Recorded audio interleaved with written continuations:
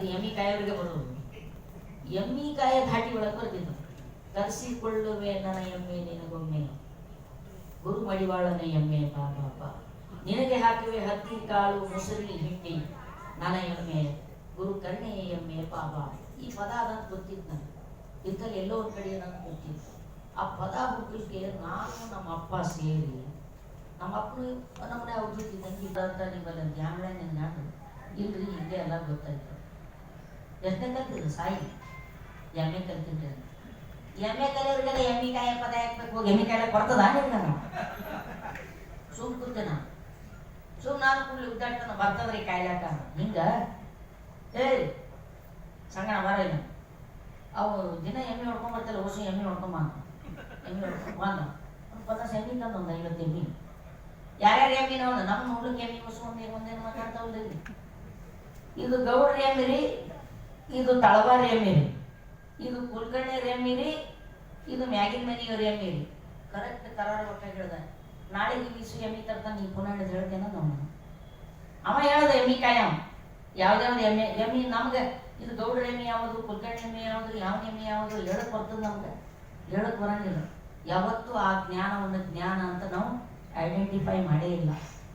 100,000 ಕುರಿ ಇದ್ರೂ ಕುರುಬರಿಗೆ ಗೊತ್ತಾಗ್ತದೆ ಯಾವ ಕುರಿ ಯಾರು. ಇವು ನಮ್ಮ ಕುರಿಯವರಿ, ಇವು ಅವ್ರ ಕುರಿ, ನಮ್ಮ ತಮ್ಮನ ಕುರಿಯವರಿ, ನಮ್ಮ ಅಣ್ಣನ ಕುರಿಯವರಿ, ನಮ್ಮ ಕಾಟನ್ ಕುರಿ ನಮ್ಗೆ ಹೇಳಕ್ ಬರಂಗಿಲ್ಲ. ಆ ಜ್ಞಾನ ನಮ್ಗೆ ಗೊತ್ತಿಲ್ಲ.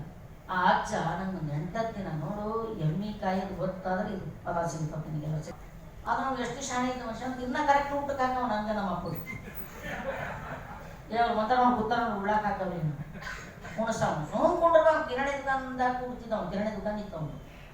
ಸುಮ್ಕೊಂಡ್ರದ ಅವ್ನ ಎದ್ರ ಹಾಕೊಂಡ್ರ ತಗಿ ಯಾಕೆ ಕುಂತೇವ ಹೋಗ ನಾವು ಇಲ್ರಿ ಆ ಪದ ಕೇಳ್ಬೇಕಂತ ಬಂದಿಲ್ರಿ. 8-9 ದಿನ ಆದ್ಮೇಲೆ ನೀನು ಬಾಳೆ ಜಿಗಿಟ್ ಕಾಡ್ತೀನಿ ಹೆಣ್ಮಗಳು ಹೌದಲ್ಲ, ವಾಡ ಹೆಂಗೆ ಸಿಗ್ದಂಗೆ ಕಾಣುತ್ತಾನೆ ಅಂತ ಅಂತೂ ಅವಾಗ ಆ ಪದ ನನಗೆ ಕೊಟ್ಟ. ಆ ಪದ ನನಗೆ ಮೊದಲು 1 ಗಂಟೆ ಕುಡಿಸ್ಕೊಂಡು ಅಲೆ ಅಲೆ ಅಂತ ಪ್ರಾಕ್ಟೀಸ್ ಮಾಡಿಸ್ದವ. ಯಾವಾಗಿನ ಮಾತು ಹೇಳ್ತೀನಿ ಇದು ನಿಮಗೆ, ಈ ಗುಡಿಗೆ ಮೊದಲು ಜ್ವಾಲಿಗೆರೆ ಅಂತ ಕುರ್ಕಡ್ಲಿಯವ್ರು ಬಂತಾನ. ಆ ಧಾಟಿಯ ಮೂಲಕನೇ ಈ ಪದ ಹಾಡಬೇಕು. ಹಾಡಿದಾಗ ಈ ಪದದ ಅರ್ಥ ಉಚ್ತದ ಅಂತ ಹೇಳಿದ. ಅಂದ್ರೆ ಈ ತತ್ವಪದಗಳಿಗೆ ಜನಪದರ ಬದುಕಿನ ದಿನನಿತ್ಯದ ಸಾಂಗತ್ಯಗಳೊಂದಿಗೆ ಅನನ್ಯವಾಗಿ ತಳಕ್ ಹಾಕೊಂಡಿವೆ, ಅನನ್ಯವಾಗಿ ತಳಕ್ ಹಾಕೊಂಡಿವೆ. ಹೀಗಾಗಿ ಅದು ಏಕನಾದದಲ್ಲಿ ಏಕ್ತಾರಲ್ಲಿ ಎಲ್ಲರೂ ಏಕ್ತಾರಿ. ಬಹಳ ಏನಲ್ಲ ಅದು ಪಂಚಮ ಷಡ್ಜ 1-2-3 ಧ್ವನಿಯ ಅವಸ್ಥೆಗಳ ಅರ್ಥ ಆಗಿಬಿಟ್ರೆ ಮುಗಿದೋಯ್ತು. ಏಕ್ತಾರೆ ಪ್ರಶಾಂತವಾದ ಲಯ ಹೋಗಿ ನನ್ನೊಳಗೆ ನೇರವಾಗಿ ಎಳಿತಕ್ಕಂಥವು ತತ್ವಪದ. ಅವು ಅಬ್ಬರದ ಈಗ ಈ ಹುಡುಗರು ಹಾಡ್ತಾ ಇದ್ದಾವೆ ಅಬ್ಬರದ ವಾದ್ಯ ಪರಿಕರಗಳನ್ನು ಇಟ್ಕೊಂಡು. ಹಬ್ಬದ ವಾದ್ಯ ಪರಿಕರಗಳಿಗೆ ಅವುಗಳು ಅಷ್ಟು ರೀತಿಯಿಂದ ಸಿಂಕ್ರನೈಸ್ ಆಗುವುದಿಲ್ಲ. ಮೇ ಬಿ ಇವತ್ತು ನಾವು ಸತ್ತು ಹೋಗ್ತೇವೆ, ಮುಂದೆ ಅದೇ ಬೆಸ್ಟ್ ಅನಿಸ್ಬೋದು. ಇದನ್ನ ನೆನ್ಪಿಟ್ಕೋಬೇಕು ನಾವು. ಅದು ಆಗದೇ ಇಲ್ಲ, ನಮ್ಮ ಗಾಡಿ ತಪ್ಪು ಅಂತ ಹೇಳಿದ್ರೆ ನಾವು ಅಷ್ಟರ ಮಟ್ಟಿಗೆ ನಮ್ಮ ಪೀಚೆ ಹಡ್ರೆ ಇಲ್ಲ. ನಮ್ಗೆ ಅವತ್ತು ಇದು ರುಚಿಸಲಿಕ್ಕಿಲ್ಲ, ಗೊತ್ತಿಲ್ಲ. ನಾಳಿನ ದಿನಗಳಲ್ಲಿ ಜಾರ್ಜ್ ಪಾಪ್ದಾಗೆ ತತ್ವಪದ ಹಾಡೋದು ಹೌದಲ್ಲ. ಅದು ಒಂದು ಲೋಕ ಇರ್ತದೆ ಸ್ವಾಮಿ. ಯಾವುದನ್ನು ನೀವು ನಿರಾಕರಿಸಲಿಕ್ಕೆ ಮಿತಗೊಳಿಸಲಿಕ್ಕೆ ಆಗೋದಿಲ್ಲ. ಅದರ ಸತ್ಯಕ್ಕೆ ತತ್ವಪದಗಳ ಅರ್ಥ ಸಾಧ್ಯತೆಯನ್ನು ನಮ್ಮ ಒಳಗೊಳಗೆ ಎಳಿಬೇಕಂದ್ರೆ ಅವರ ಮೂಲ ಮಟ್ಟಗಳಲ್ಲಿ ದಾಖಲಿಸುವ ಕೆಲಸ ಅವರು ಇದ್ದ ನೆಲೆಯಲ್ಲಿ ಹೋಗಿ ಮಾಡಬೇಕು. ಹಾಗಾಗಿ ನಮ್ಮ ಮಕ್ಕಳಿಗೆ ಅದನ್ನು ವರ್ಗಾಯಿಸಬೇಕು. ಯಾಕೆ ವರ್ಗಾಯಿಸಲಿಕ್ಕಾಗಲಿಲ್ಲ ನಮಗೆ ದೊಡ್ಡ ಪ್ರಶ್ನೆ ನಮ್ದು ಉತ್ತರ ಕರ್ನಾಟಕ. ಅದಕ್ಕೂ ಕೂಡ ಒಂದು ಕಾರಣ ಇದೆ.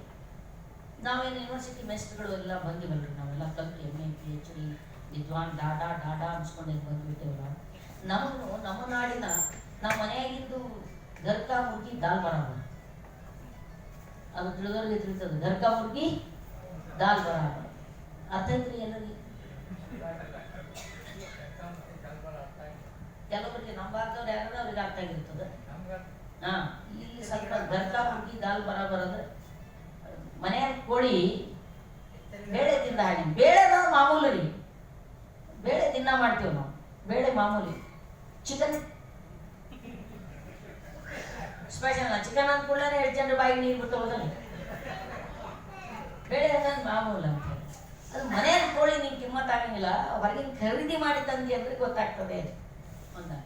ಹಿಂಗಾಗಿ ನಮ್ಮ ನಾಡಿನ ವಿದ್ವಾಂಸರಿಗೆ ಏನಾದೂರಿ, ನಾವು ಚಿಕ್ಕದೇವರಾಜನ ನಂತರ ನಮ್ಮ ಸಾಹಿತ್ಯ ಚರಿತ್ರೆಕಾರರು ಕಟ್ಟಿಕೊಟ್ಟಿರ್ತಕ್ಕಂಥ ಭಾವಗೀತೆಯ ಲೋಕಕ್ಕೆ ಬಂದು ನಮ್ಮ ನಾಡಿನ ಸಾಡಿತಾವ್ ಹಾಡ್ಕೋತಾವಂತ ನಾವು ಅವುಗಳನ್ನ ಅವಜ್ಞೆ ಮಾಡ್ತೀವಿ. ಅಕಿರರು, ಮೈಗಾಳರು, ಕೆಲ್ಸಕ್ಕೆ ಬರಲಾರ್ದವರು, ಮೂರ್ಖರು, ಬುದ್ಧಿ ಇಲ್ದವರು ಏನೋ ಹಾಡ್ಕೊತಿರ್ತಾರೆ. ಅವೆಲ್ಲ ಸಾಹಿತ್ಯ ಅನ್ನೋಕ್ಕಾಗ್ತದೆ ಏನು? ಇವತ್ತಿಗೂ ಭಾಳ ಮಂದಿಗೆ ನೀವು ತತ್ವಪದಗಳನ್ನ ಸಾಹಿತ್ಯ ಅಂತೀರಿ, ಅದೇನು ಸಾಹಿತ್ಯ ಆಗ್ತದ ಅಂತ ಕೇಳ್ತಕ್ಕಂಥ ಇದು ಇರೋದ್ರಿಂದ ಸಹಜವಾಗಿಯೇ ಭಾಳಷ್ಟು ಕಳ್ಕೊಂಡಿವಿ ನಾವು. ಉಳ್ಕೊಂಡಿದ್ದು ಕಡಿಮೆ ಅದು ಕೂಡ. ಹಾಗೆ ವಚನಗಳನ್ನ ಕಳ್ಕೊಂಡಿವಿ. ವಚನಗಳನ್ನ ಹಾಳು ಮಾಡ್ಬೇಕಂತ ಹಾಳು ಮಾಡೇ ಕಳ್ಕೊಂಡಿದ್ದಾಗಿದೆ. ವಚನಗಳನ್ನ ನಿರ್ನಾಮ ಮಾಡ್ಬೇಕಂತ ಹೇಳಿ, ವಚನಗಳನ್ನ ಧ್ವಂಸ ಮಾಡ್ಬೇಕಂತ ಹೇಳಿ ಒಂದು ಕಾರ್ಯಾಚರಣೆ ಆಯ್ತಲ್ಲ, ಕಾರ್ಯಾಚರಣೆ ಆಗಿ ಕಳೆದು ಹೋಗ್ತದ್ದು ಭಾಳ. ಅದ್ರ ತತ್ವಪದಗಳನ್ನ ಕಾರ್ಯಾಚರಣೆ ಏನು ಆಗಲಿಲ್ಲ, ಅವಜ್ಞೆ, ಅವು ಭಾರಿ ಅಲ್ಲ ಅಂತಿಕೊಂಡು ಹೇಳಿ ಒಬ್ಬರೊಬ್ಬರು 400-500 ಪದ ಹಾಡೋರು ಇದ್ರು, ಸತ್ತೋದರು. ಆ ಮಟ್ಟುಗಳಲ್ಲಿ ತತ್ವಗಳು ಪಠ್ಯ ಅಲ್ಲ, ಅದೊಂದು ಪ್ರಯೋಗ. ಆ ಪ್ರಯೋಗವನ್ನು ಹಂಗಂಗೆ ವರ್ಗಾಯಿಸ್ಬೇಕು, ಹಂಗಂಗೆ ನಮ್ಮ ಮುಂದಿನ ತಲೆಮಾರಿಗೆ ದಾಟಿಸ್ಬೇಕಾಗಿರುವಂಥ ಸಾಂಸ್ಕೃತಿಕ ಹೊಣೆಗಾರಿಕೆ ಕನ್ನಡ ಸಂಸ್ಕೃತಿಗೆ ಇಲಾಖೆ ಇದೆ ಅನ್ನೋದನ್ನು ನೆನಪಿಸಿಕೊಟ್ರಲ್ಲ, ಅದು ನಿಜವಾದ ಕೂಡ ಸತ್ಯ, ವಾಸ್ತವ. ಮುಂದಿನ ದಿನಗಳಲ್ಲಿ ಅದನ್ನು ಎತ್ಕೊಳ್ಳಿಕ್ಕೆ ಇಲಾಖೆಗೆ ಸಾಧ್ಯ. ಇದು ಪ್ರಪೋಸಲ್ ಇಟ್ಟಾಗಿದೆ ಆಲ್ರೆಡಿ. ನೀವು ಅವುಗಳನ್ನ ಇದಾಗಬೇಕು, ಯೂಟ್ಯೂಬ್ನೊಳಗೆ ಬಿಡಬೇಕು, ಮತ್ತು ಮುಂದಿನ ಹೋಗಿ ಯಾರು ಕಲಿತಾರಂತಾರೆ ಅಲ್ಲೇ ಅಂತಂಥ ಗದ್ದಿಗೆಗಳಲ್ಲಿ ಹೋಗಿ ಅವ್ರಿಗೆ ಕಲಿಸಿ ಬರಬೇಕು. ಒಂದು ಸಾಧಕರು ಹಾಡೋರೆಲ್ಲ ಇಟ್ಸ್ ನಾಟ್ ಸ್ಟೂಡೆಂಟ್ಸ್, ವಿದ್ಯಾರ್ಥಿಗಳ ಸಾಧಕರು. ಆ ನಾದ ಇದ್ದವರಿಂದ ಅದು ಹಿಡಿತದೆ ಕೈ. ನಾವು ಈಗ ಅಜ್ಜ 4 ಪದ ಕೊಡಪ್ಪ ಮುಂದೆ ನೀ ಸತ್ಯ ಅಂದ್ರೆ ಹೊಸು ಕಳಿತವಲ್ಲೋ ಅಜ್ಜ, ಕಳೆದು ಹೋಗಲೆಕ್ಕ ನೀನು ಉಳಕಿದ್ದಿ ಅಂತ ಅಷ್ಟು ಸಹಜವಾಗಿ ಹೇಳೋದು. ಕಳೆದ್ರೆ ಏನಾಯ್ತು, ಆ ಸೇಮ್ ನನಗಾಗಿದ್ದ ಎಕ್ಸ್ಪೀರಿಯನ್ಸೇ ನಟರಾಜ್ ಬುದಾಳಸರಿಗೆ ಆಯಿತು. ಅವರು ಯಾವುದೋ ಒಂದು ಅಮ್ಮನ ಹತ್ರ ಹೋಗಿ, ಅಮ್ಮ ಈ ಪದಗಳು ನಮ್ಗೆ ಬೇಕಮ್ಮ, ಯಾಕಮ್ಮ? ಅಲ್ಲಮ್ಮ ನೀನು ಕೊಡಲಿಲ್ಲ, ಒಂದು ಬಿಡಪ್ಪ ಏನು ಮಾಡ್ತೀವಿ ಪದಗಳು ತಗೊಂಡು. ಇಲ್ಲಮ್ಮ ಈಗ ನಾವು ದಾಖಲೆ ಮಾಡಬೇಕು, ಇಲ್ಲೇ ಹೋದ್ರೆ ಕಳೆದೋಗ್ತಾವೆ ಅಂದರೆ ಅವಾಗೂ ಆಕೆ ಆನ್ಸರ್ ಕೊಟ್ಟಿದ್ದು ನಾನು, ಕಳೆದ್ರೆ ಬಿಡಲ್ಲ, ಇನ್ನೊಂದು 4 ಮತ್ತೊಂದು ಕಟ್ಕೊಂಡ್ರೆ ಆಯಿತು ಅಂತ ಹೇಳಿದ್ಲು ಅಂತ. ಅದ್ರ ನನಗೆ ಅವ ಏನು ಹೇಳ್ದ ಅಜ್ಜ ಅಂದರೆ ಕಳೆದೋತವಲ್ಲ ಮತ್ತೆ ಮತ್ತು ಅವು ಉಳಿಲ್ಲ ಅಂದರೆ ಕಳೆದ್ರೆ ಕಳೆಯಲಿಕ್ಕೆ ನೀ ಏನು ಉಳಿಲಾಕ ಬಂದಿ ಅನ್ನೋ ಕಳೀತೀನಿ ಕಲಿತೀನಿ ಹೇಳೋದು. ಸೊ ನಾವು ಅದೆಲ್ಲ ಅವಧೂತರ ಮಾತು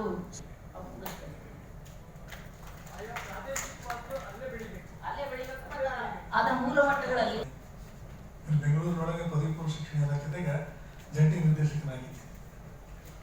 ನನಗೆ ಬಹಳ ವರ್ಷಗಳಿಂದ ಕಾಣ್ತಾ ಇರೋದು ಪ್ರಶ್ನೆ ಇದೆ. ಅದು ತತ್ವಪದ ಇರ್ಬೋದು, ಮತ್ತೆ ಯಾವುದೇ ಇರ್ಬೋದು, ಸಾಹಿತ್ಯ ಇರ್ಬೋದು, ಸಂಸ್ಕೃತಿ ಇರ್ಬೋದು.